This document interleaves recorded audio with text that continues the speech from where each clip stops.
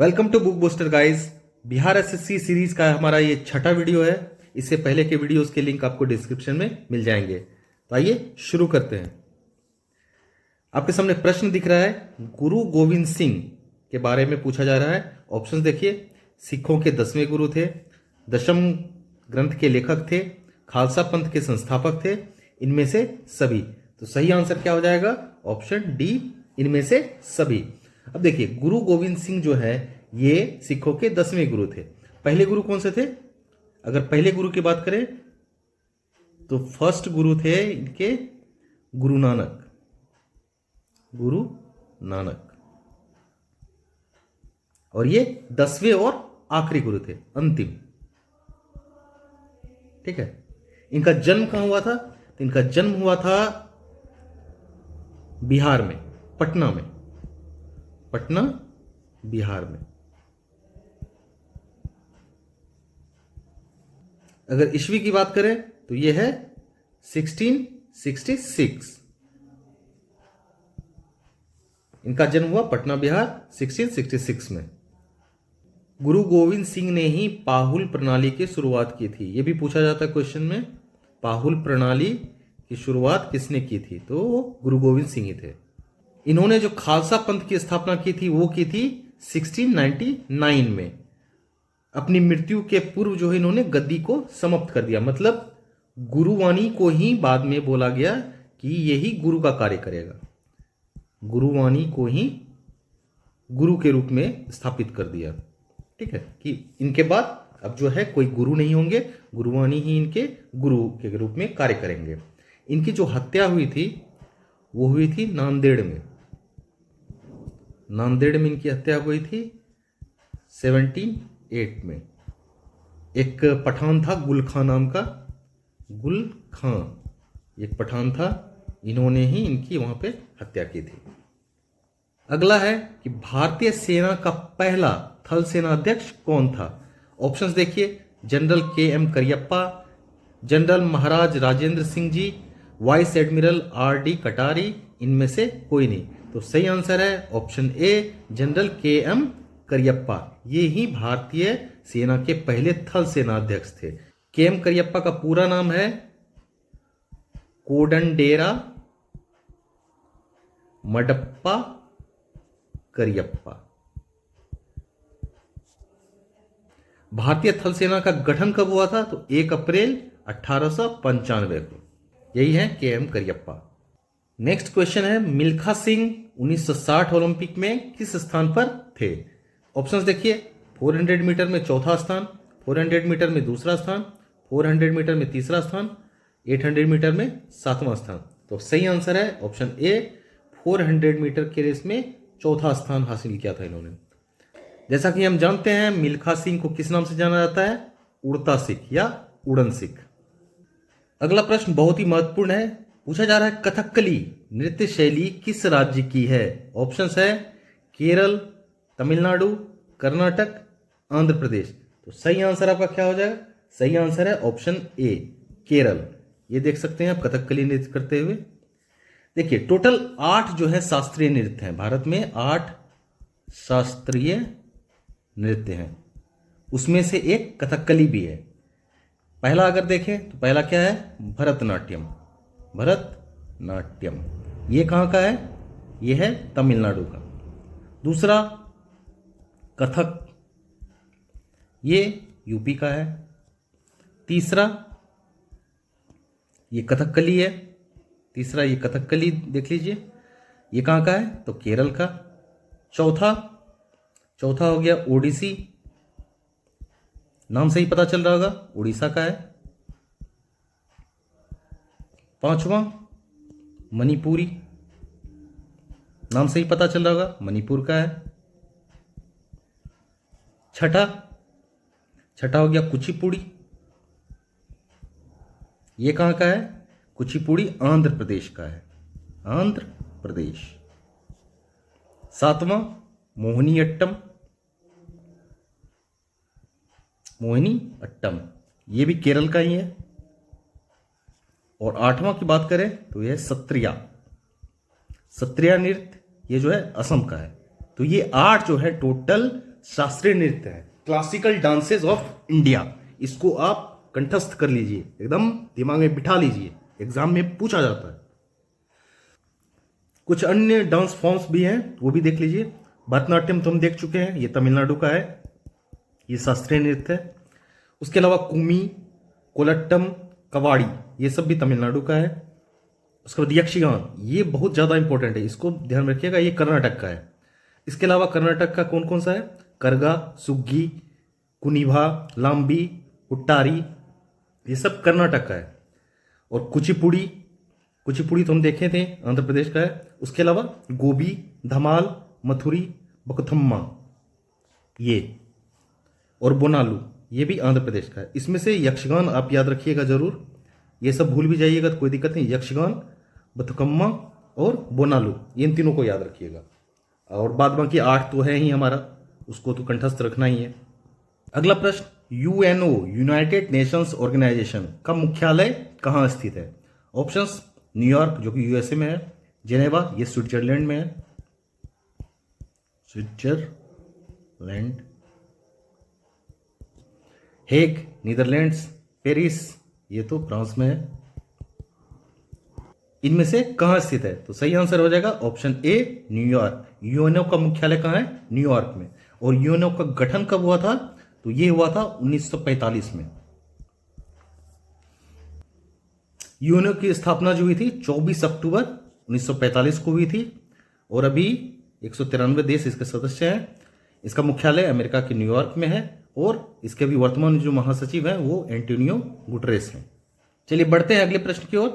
क्या दिख रहा है आपके सामने? सारनाथ में स्थित सिंह शीर्ष किस राजा से संबंधित है? ऑप्शंस हैं कनिष्क, अशोक, हर्ष, चंद्रगुप्त। तो सही आंसर हो जाएगा अशोक। सम्राट अशोक ने ही इसका निर्माण करवाया था सारनाथ में। सारनाथ का है यूपी में।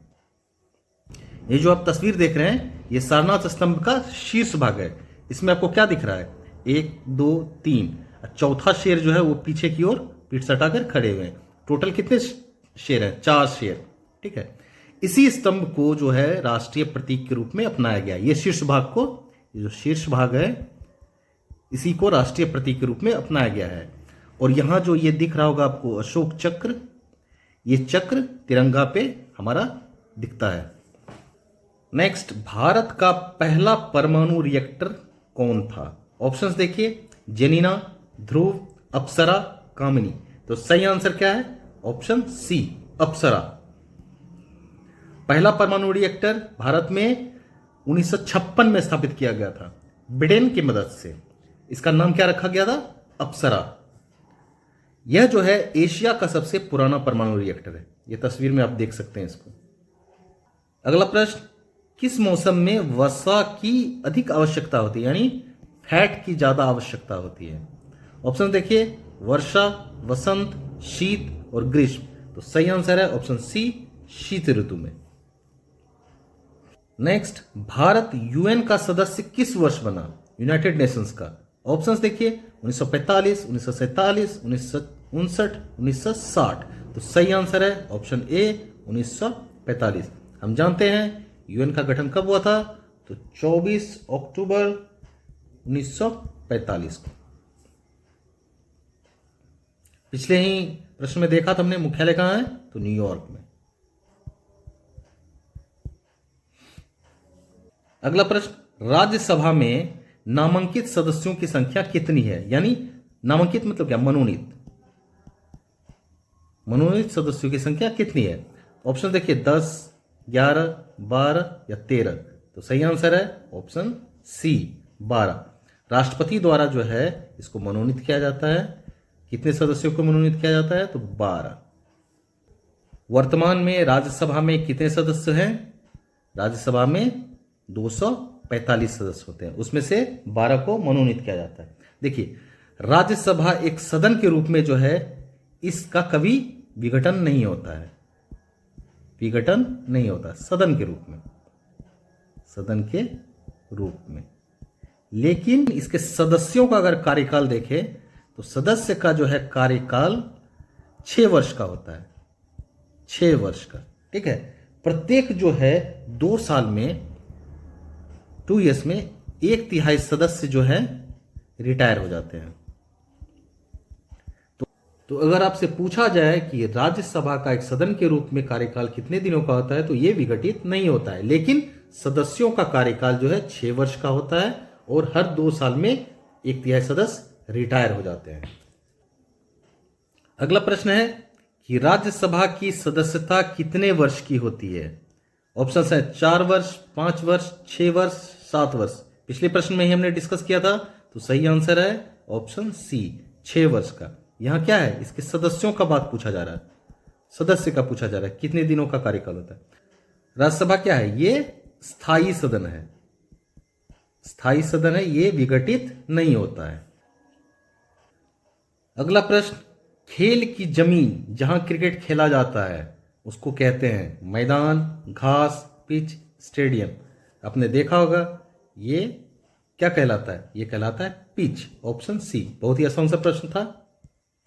क्रिकेट की जो है शुरुआत कहां हुई थी, तो इंग्लैंड में। नेक्स्ट क्वेश्चन बहुत ही महत्वपूर्ण, पृथ्वी की सतह पर कितना प्रतिशत पानी का आवरण है? ऑप्शन देखिए, 29%, 71%, 72%, 27%। तो सही आंसर क्या हो जाएगा, ऑप्शन बी, पृथ्वी की सतह पर कुल 71% पानी का आवरण है। यानी पृथ्वी के कुल 29% भाग पर स्थल है और 71% भाग पर क्या है, जल है। अगर भू क्षेत्रफल और जल क्षेत्रफल का अनुपात पूछ लिया जाए तो 3:7।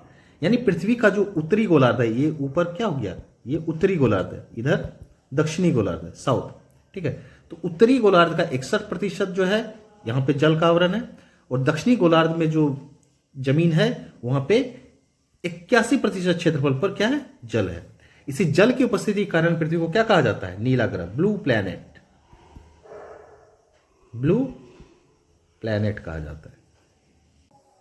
अगले प्रश्न की ओर चलते हैं। क्या है हमारे सामने, राष्ट्रगीत वंदे मातरम किसके द्वारा रचा गया था? ऑप्शंस क्या है, बंकिम चंद्र चटर्जी, मोहम्मद इकबाल, रविंद्रनाथ टैगोर, उपरोक्त में से कोई नहीं। तो सही आंसर क्या है, ऑप्शन ए, बंकिम चंद्र चटर्जी द्वारा। बंकिम चंद्र चटर्जी का एक उपन्यास है, इसका नाम है आनंद मठ, आनंद मठ। इसी उपन्यास में इस गीत को जो है प्रकाशित किया गया था, राष्ट्रगीत, जो कि बाद में बना हमारा वंदे मातरम। राष्ट्रगान क्या है हमारा, राष्ट्रगान है हमारा जन गण मन, जन गण मन। और राष्ट्रगीत क्या है, तो वो वंदे मातरम। आनंद मठ का प्रकाशन कब हुआ था, 1882 में, और राष्ट्रगीत के रूप में वंदे मातरम को शामिल किया गया था 24 जनवरी 1950 को। ये डेट आपको याद रखना है, 24 जनवरी 1950। नेक्स्ट क्वेश्चन, श्रीहरिकोटा भारतीय उपग्रह छोड़ने का केंद्र कहां स्थित है? तो ऑप्शंस देखिए, आंध्र प्रदेश, तमिलनाडु, केरल, कर्नाटक। तो सही आंसर है आंध्र प्रदेश। श्रीहरिकोटा कहां है, तो आंध्र प्रदेश में। यही है सतीश धवन अंतरिक्ष केंद्र, SHAR, यहीं से उपग्रह प्रक्षेपण किया जाता है। अगला प्रश्न, किस राज्य में नाथुला दर्रा स्थित है? नाथुला पास कहां है? ऑप्शंस है अरुणाचल प्रदेश, उत्तराखंड, असम और सिक्किम। तो सही आंसर है ऑप्शन डी, सिक्किम में है नाथुला। नाथुला दर्रा जो है ये सिक्किम राज्य और तिब्बत में स्थित चुम्बा घाटी, तिब्बत अभी किसके कब्जे में है, तो चीन के कब्जे में है, इन दोनों को जोड़ता है। 1962 में जब चाइना के साथ हमारा वॉर हुआ था, उसके बाद इसको बंद कर दिया गया था, लेकिन फिर समझौता हुआ और 2006 से इसको फिर ट्रेड के लिए खोल दिया गया। अगला प्रश्न, जोजिला दर्रा किसको जोड़ता है? ऑप्शंस देखिए, नेपाल और तिब्बत, लेह और श्रीनगर, लेह और कारगिल, कश्मीर और तिब्बत। तो सही आंसर है ऑप्शन बी, लेह और श्रीनगर को जोड़ता है ये जोजिला दर्रा। अगला प्रश्न, झूम क्या है? ऑप्शंस देखिए, खेती का एक प्रकार, एक जनजाति, एक नदी घाटी, एक लोक नृत्य। तो सही आंसर है ऑप्शन ए, खेती का एक प्रकार। ये जनरली जो है नॉर्थ ईस्ट के इलाके में देखा जाता है, नॉर्थ ईस्ट के पहाड़ियों में। इसमें क्या किया जाता है, जो भी वनस्पति होते हैं, जंगल होते हैं, उनको क्या किया जाता है, काट दिया जाता है। जंगलों को काटकर एक खेती करने लायक जगह बना लिया जाता है, फिर उसको जोत करके वहां पे बीज बो दिया जाता है। तो झूम क्या हुआ, एक प्रकार की खेती है। इसके तहत क्या होता है, वृक्षों वनस्पतियों को काटकर जला दिया जाता है, साफ की गई भूमि पर जो है जुताई करके बीज बोया जाता है। सबसे ज्यादा फेमस कहाँ है, नॉर्थ ईस्ट के इलाके में। नेक्स्ट क्वेश्चन, विश्व जल दिवस कब मनाया जाता है? ऑप्शंस देखिए, 22 मार्च, 21 जुलाई, 22 जुलाई और 21 मार्च। तो सही आंसर क्या है? ऑप्शन ए, 22 मार्च को जो है विश्व जल दिवस मनाया जाता है। ये क्यों मनाया जाता है? तो जल संरक्षण के महत्व पर ध्यान केंद्रित करना होता है, इसलिए क्योंकि हम जानते हैं कि जल ही जीवन है, जल ही जीवन है। चलिए अगले प्रश्न की ओर चलते हैं। आपके सामने प्रश्न है कि असहयोग आंदोलन का प्रारंभ हुआ था कब? 1870 ईस्वी में, 1931 ईस्वी में, 1920 ईस्वी में, 1942 ईस्वी में। तो सही आंसर है ऑप्शन सी, 1920 ईस्वी में, अगस्त में शुरू हुआ था। इसके नेतृत्वकर्ता कौन थे? तो गांधी जी के नेतृत्व में, गांधी जी के नेतृत्व में असहयोग आंदोलन, नॉन कोऑपरेशन मूवमेंट स्टार्ट किया गया था। प्रारंभ 1 अगस्त 1920 को हुआ था, ठीक है। लेकिन बाद में क्या हुआ था? 1922 में 4 फरवरी को चौरी चौरा हत्याकांड हो गया था, जो कि यूपी में है। चौरी चौरा गोरखपुर यूपी में। इसके कारण जो है यहाँ पे पुलिस स्टेशन में आग लगा दिया गया था आंदोलनकारियों के कारण, और आंदोलन जो है हिंसक होता चला गया, उग्र हो गया। तो इस वजह से गांधी जी ने इसको स्थगित कर दिया गया था। एक क्वेश्चन और पूछा जाता है कि असहयोग आंदोलन से सहमत कौन कौन नहीं थे? तो आप ये नाम याद रखिएगा, मोहम्मद अली जिन्ना, एनी बेसेंट और बिपिन चंद्र पाल। ये तीनों जो है असहयोग आंदोलन से सहमत नहीं थे, इसलिए उन्होंने कांग्रेस को छोड़ दिया था। नेक्स्ट क्वेश्चन, किसने सांची स्तूप का निर्माण किया था?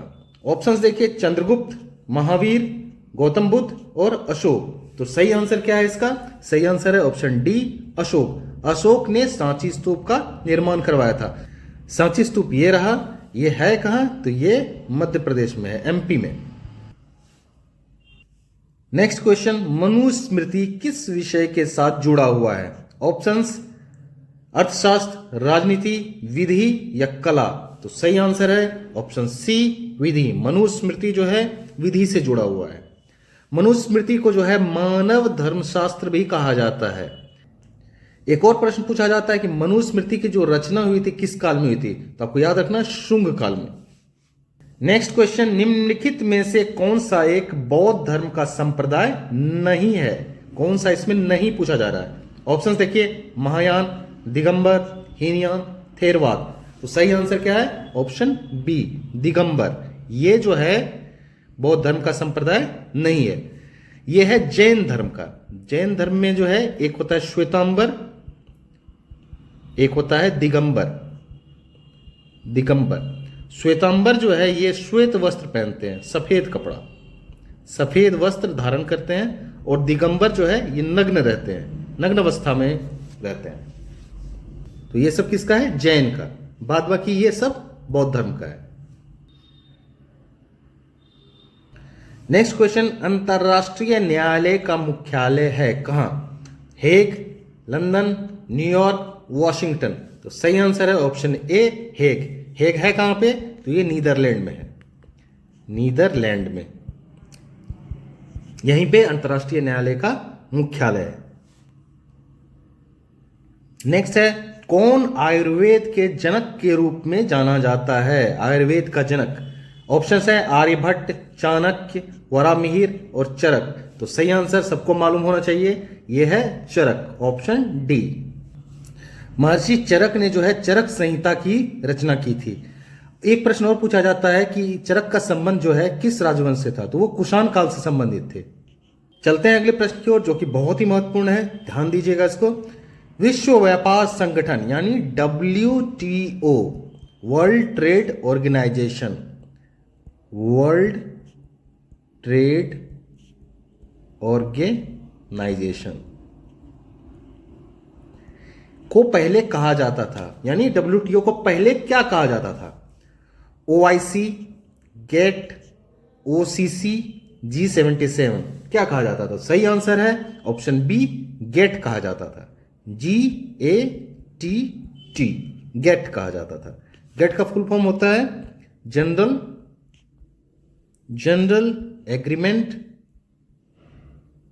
General agreement on tariff and trade. इसकी स्थापना कब हुई थी? ये हुआ था 1947 को। इसका स्थापना 1947 को किया गया था। इसी को बाद में 1995 में नाम दिया गया WTO। तो WTO का स्थापना कब हो गया? 1995 में। WTO का मुख्यालय कहाँ है? तो ये है जेनेवा में। जेनेवा कहाँ है? स्विट्जरलैंड में।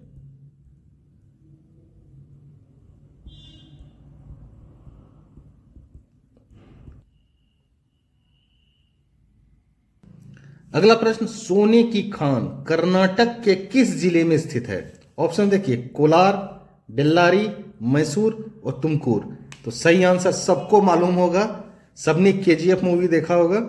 तो सही आंसर है ऑप्शन ए, Kolar. KGF, Kolar gold fields, ये है कर्नाटक में।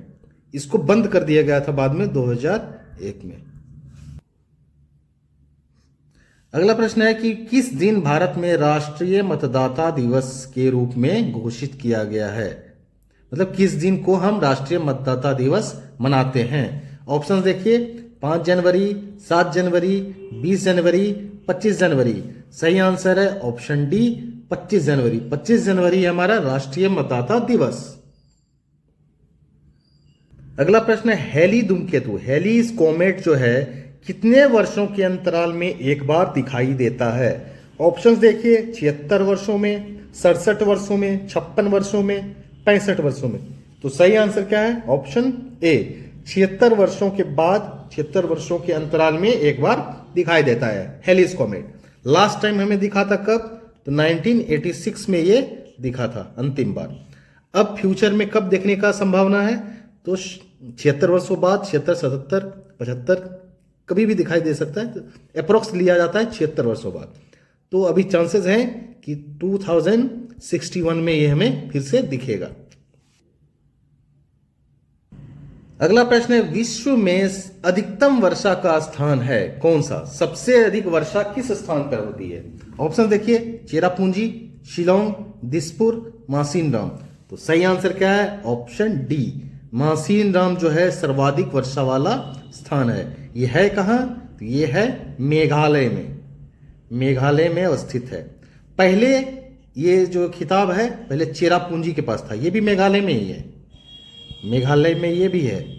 लेकिन पहले ये जो खिताब था विश्व में सर्वाधिक स्थान, वर्षा का स्थान, तो चेरापूंजी के पास था। लेकिन अब जो है ये मासिनराम के पास है। चलिए अगले प्रश्न की ओर प्रस्थान करें। भारत के निम्नलिखित राष्ट्रपतियों में किसका जन्म जो है बिहार में हुआ था? बहुत ही आसान सा प्रश्न है, सबको मालूम होगा। ऑप्शन भी देखने की जरूरत नहीं पड़ेगा आपको। ऑप्शन हैं जाकिर हुसैन, नीलम संजीव रेड्डी, डॉक्टर राजेंद्र प्रसाद, KR नारायणन। तो आंख मूंद के आंसर मार सकते हैं आप, option C, doctor Rajendra Prasad. इनका जन्म बिहार में हुआ था। बिहार के किस गांव में? तो जीरादेई। ये भी पूछा जाता है, जीरादेई नाम याद रखिएगा। और भारत के प्रथम राष्ट्रपति थे, स्वतंत्र भारत के प्रथम राष्ट्रपति डॉक्टर राजेंद्र प्रसाद थे। Next question, Pongal. पोंगल किस राज्य का एक प्रमुख त्योहार है? ऑप्शंस तमिलनाडु, कर्नाटक, ओडिशा और केरल। तो पोंगल है ऑप्शन ए, तमिलनाडु का। केरल का भी एक फेमस त्योहार है, उसका नाम है ओणम। ओणम। ओडिशा का भी एक प्रमुख त्योहार है, उसका नाम है राजा परबा। अगर पूछा जाए राजा परबा कहां का त्योहार है तो वो है ओडिशा का। अगला प्रश्न, किसान बाबूराव एक सामाजिक कार्यकर्ता हैं और किस नाम से जाने जाते हैं? तो ऑप्शन देखिए, बाबा आमटे, रामदेव बाबा, विनोबा भावे और अन्ना हजारे। तो सही आंसर क्या है? Option D, Anna Hazare. किसान बाबूराव को अन्ना हजारे नाम से जाना जाता है। आपको याद होगा कि जन लोकपाल बिल को पारित कराने के लिए दिल्ली में अन्ना हजारे ने अनशन किया था। Next question, Bandipur national park कहां है? ऑप्शन है कर्नाटक, असम, आंध्र प्रदेश और उड़ीसा। तो सही आंसर है ऑप्शन ए, कर्नाटक। बांदीपुर नेशनल पार्क है कर्नाटक में। इसकी स्थापना जो की गई थी प्रोजेक्ट टाइगर के तहत 1973 में। प्रोजेक्ट टाइगर क्वेश्चन भी पूछा जाता है कि प्रोजेक्ट टाइगर की शुरुआत कब हुई थी? तो आपको याद रखना है 1973। नेक्स्ट क्वेश्चन, मंगल ग्रह के लिए भारतीय अंतरिक्ष यान का नाम क्या है? ऑप्शंस है चंद्रयान, मंगलयान, वायुयान, उपयुक्त में से कोई नहीं। बहुत ही आसान सा प्रश्न है और ऑप्शन भी देख के आपको पता चल रहा होगा। सही आंसर है ऑप्शन बी, मंगलयान। मंगलयान जो है भारत ने मंगल ग्रह के लिए प्रक्षेपित किया था। कब किया था? तो 2013 में किया था। पहुंचा कब था? तो 2014 में ये पहुंच गया था। इसको एक और नाम से जाना जाता है, उसका नाम है mom, Mars orbiter mission. Mars orbiter mission, ठीक है। नेक्स्ट है, प्रकाश संश्लेषण की प्रक्रिया के लिए कौन सी गैस आवश्यक होती है? ऑप्शंस क्या है? ऑक्सीजन, हाइड्रोजन, नाइट्रोजन और कार्बन डाइऑक्साइड। तो सही आंसर है ऑप्शन डी, फोटोसिंथेसिस में पौधों को जरूरत होता है CO2 का, कार्बन डाइऑक्साइड का। ऑक्सीजन की बात करें तो ये प्रकाश संश्लेषण प्रक्रिया का बाई प्रोडक्ट है, मतलब ये गैस रिलीज होती है बाद में। बनता क्या है? बनता है हमारा कार्बोहाइड्रेट। कार्बोहाइड्रेट का निर्माण होता है प्रकाश संश्लेषण के द्वारा, और उसमें यूज क्या होता है? तो कार्बन डाइऑक्साइड। और निकलता क्या, रिलीज क्या होता है? ये रिलीज होता है, ठीक है। एक बात और, प्रकाश संश्लेषण की प्रक्रिया कहां संपन्न होती है? तो हरे पौधों के पत्तियों में जो क्लोरोफिल पाया जाता है वहीं पे होती है, पर्णहरित। अगला प्रश्न, स्तनीय जंतु मैमल जो उड़ सकता हो कौन सा है? चमगादड़, मोर, पेंगुइन, शुतुरमुर्ग। सही आंसर क्या हो जाएगा? सही है ऑप्शन ए, चमगादड़, बैट्स। अब इसको जो है आप पक्षी समझने की भूल ना करें, ये पक्षी नहीं है, ये मैमल है, स्तनीय जंतु है, ठीक है, और ये उड़ सकता है। अगला प्रश्न, जब दूध दही में परिवर्तित होता है तो उसके खट्टापन की वजह क्या होती है? Lactic acid, citric acid, tartaric acid, acetic acid. तो सही आंसर है ऑप्शन ए, लैक्टिक एसिड। लैक्टिक एसिड की वजह से दही में खट्टापन आ जाता है। लैक्टिक एसिड का फॉर्मूला क्या होता है? C3H6O3, ठीक है। और इसको विकलित किसने किया था? विलियम शीले ने। इसका नाम याद रखिएगा, विलियम शीले। नेक्स्ट, पानी का सबसे शुद्ध रूप इनमें से कौन सा है? भूपृष्ठ जल, कुआं का पानी, वर्षा का पानी या मिनरल वाटर। आप मिनरल वाटर देखे कंफ्यूज मत हो जाना। मिनरल वाटर जो है पानी का सबसे शुद्ध रूप नहीं होता है। पानी का सबसे शुद्ध रूप होता है वर्षा का पानी, ऑप्शन सी। पानी मतलब क्या? H2O। इसमें क्या क्या होता है? Hydrogen and oxygen. अगला प्रश्न है, बहुत आसान सा है, इनमें से किसमें प्रोटीन नहीं पाया जाता है? ऑप्शन देखिए, अंडा, मांस, दाल और चावल। सही आंसर सबको मालूम होगा, ऑप्शन डी, चावल। चावल में क्या पाया जाता है? तो कार्बोहाइड्रेट। कार्बोहाइड्रेट का ये रिच सोर्स है। बाद बाकी अंडा में जो है एक व्हाइट पार्ट होता है और एक येलो पार्ट होता है। व्हाइट पार्ट जो है इसमें प्रोटीन पाया जाता है, येलो में क्या पाया जाता है? वसा। ये भी याद रखिएगा, जो उसकी जर्दी होती है, अंडे की जर्दी, उसी में वसा होता है, व्हाइट पार्ट में प्रोटीन होता है। अगला प्रश्न, संतरे में कौन सा विटामिन पाया जाता है? Vitamin A, vitamin C, vitamin B, vitamin D, कौन सा? सही आंसर है ऑप्शन बी, विटामिन सी पाया जाता है। संतरे में कौन सा विटामिन पाया जाता है? Vitamin C. जो भी अन्य भी खट्टे फल जो हैं, जनरली जो भी खट्टे फल होते हैं उसमें विटामिन सी ही पाया जाता है। विटामिन सी का रिच सोर्स है। बढ़ते हैं अगले प्रश्न की ओर, जो कि बहुत ही महत्वपूर्ण है। पूछा जा रहा है कि कौन सा इसमें प्राथमिक रंग नहीं है? ऑप्शंस क्या है? लाल, नीला, हरा और पीला। तो सही आंसर क्या हो जाएगा? ऑप्शन डी, पीला।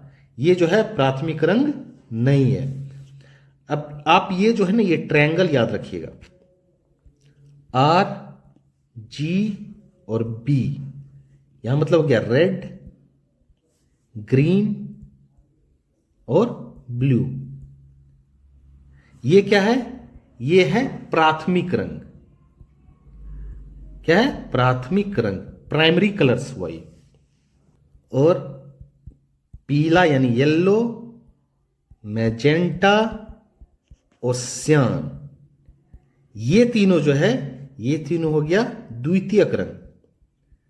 द्वितीयक रंग रेड और ग्रीन, ये दोनों अगर मिलाएंगे तो बनेगा पीला। रेड और ब्लू, ये दोनों मिलाएंगे तो इन दोनों के मिलने से बनेगा मैजेंटा। और ग्रीन और ब्लू, इन दोनों को अगर मिला देंगे तो बनेगा हमारा सियान।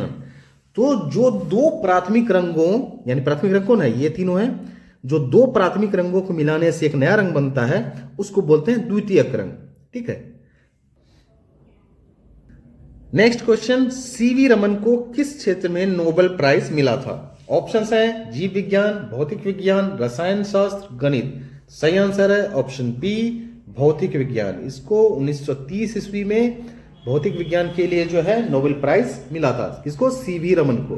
किस कार्य के लिए मिला था? तो प्रकाश के प्रकीर्णन पर उत्कृष्ट कार्य के लिए इसको नोबेल प्राइज मिला था। अगला प्रश्न है, किस तरल को सार्वभौमिक विलायक के रूप में जाना जाता है?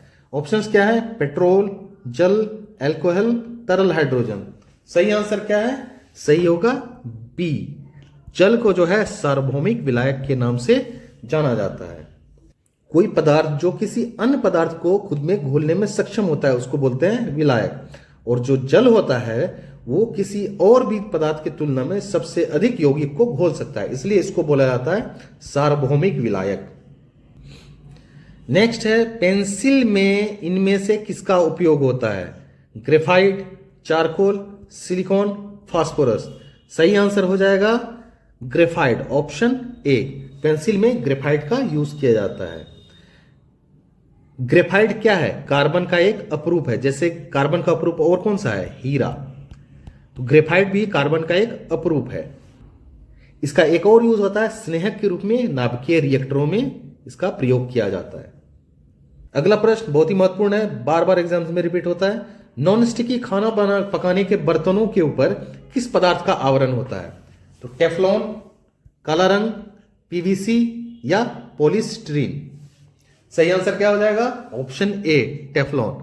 नॉन स्टिकी जो भी बर्तन होते हैं उस पर टेफ्लॉन का परत चढ़ा होता है। टेफ्लॉन का जो रासायनिक नाम भी पूछा जा सकता है, तो इसका रासायनिक नाम आपको याद रखना है, पॉलीटेट्राफ्लोरोएथिलीन। पॉलीटेट्राफ्लोरोएथिलीन। अगला प्रश्न, माइक्रोसॉफ्ट किसके द्वारा शुरू किया गया था? सबको मालूम होगा, ऑप्शन देख लीजिए। Bill Gates, Bill Steins, Bill Clinton, Bill Jones. तो सही आंसर है option A, Bill Gates. Bill Gates के द्वारा माइक्रोसॉफ्ट शुरू किया गया था। कहां? यूएसए में, अमेरिका में, 1988 में। विंडोज जो ऑपरेटिंग सिस्टम है हम लोग जो यूज करते हैं, विंडोज किसका है? माइक्रोसॉफ्ट का ही तो है। अगला प्रश्न, हवा, एयर क्या है? यौगिक है, तत्व है, इलेक्ट्रोलाइट है या मिश्रण है? बहुत ही आसान सा प्रश्न है। ऑप्शन डी करेक्ट आंसर है, ऑप्शन डी, मिश्रण है ये। हवा क्या है? मिश्रण है। अगला प्रश्न, पानी के नीचे पनडुब्बी से पानी की सतह पर वस्तुओं को देखने के लिए किस साधन का प्रयोग किया जाता है? ऑप्शंस क्या क्या है देखते हैं। कैलिडेस्कोप, स्पेक्ट्रोस्कोप, पेरिस्कोप या टेलीस्कोप। तो सही आंसर क्या है? सही होगा ऑप्शन सी, पेरिस्कोप की सहायता से जो है पनडुब्बी के नीचे से पानी के सतह के ऊपर देख सकते हैं। यहां पर अगर पनडुब्बी है तो यहां पे ऐसे पेरिस्कोप होता है, यहां से देख सकते हैं। नेक्स्ट है, लोहे का गैल्वेनाइजेशन यानी कलई करने के लिए किस धातु का प्रयोग होता है?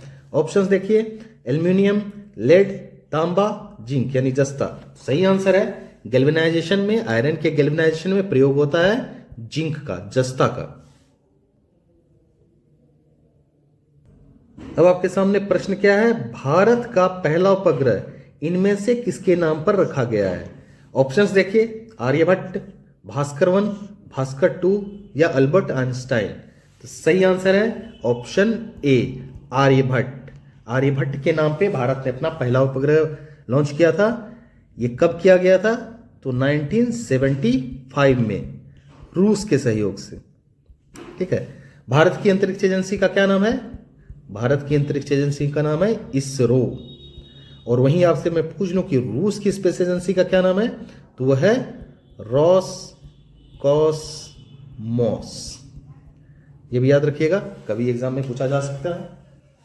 इस वीडियो में बस इतना ही। अगर इसका पीडीएफ चाहिए तो आप हमारे टेलीग्राम चैनल पर जा सकते हैं, लिंक मिल जाएगा आपको डिस्क्रिप्शन में। नेक्स्ट पार्ट लेकर हम बहुत जल्द आएंगे, तब तक के लिए जय हिंद।